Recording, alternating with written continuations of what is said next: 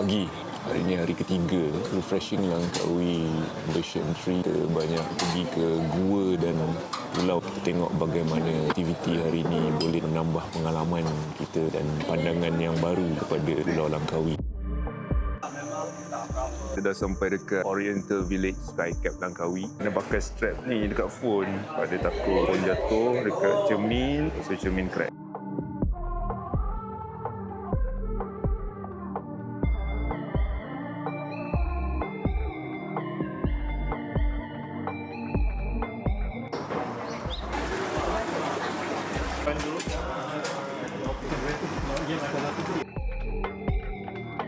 Dah sampai dekat Pulau Damli, tempat untuk snorkeling cantik, nak sighting spesies burung helang, burung pekaka dan juga keluang. Ini adalah Gua Pinang Exploration.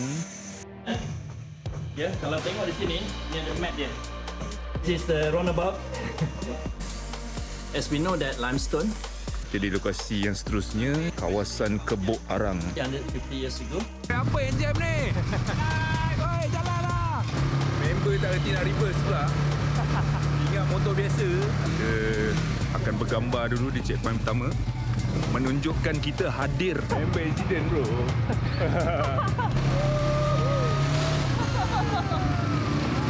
Yeah man. Minum air kelapa tepi sawah padi guys. Ini nombor 2 tadi. Kena tampau guys. Ada lembu guys. Pit stop keempat. So kita dekat Tanjung Group.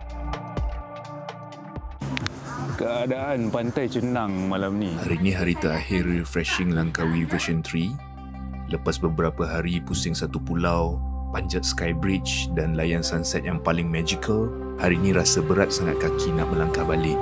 Langkawi ni ada satu aura yang unik. Dia ada vibe kampung yang tenang, tapi dalam masa yang sama ada kemudahan bertaraf dunia. Dari backpackers sampailah ke percutian mewah, semua ada tempat kat sini. Diharapkan industri pelancongan terus menyokong ekonomi orang tempatan kerana jiwa sebenar Langkawi datangnya daripada keramahan penduduknya sendiri.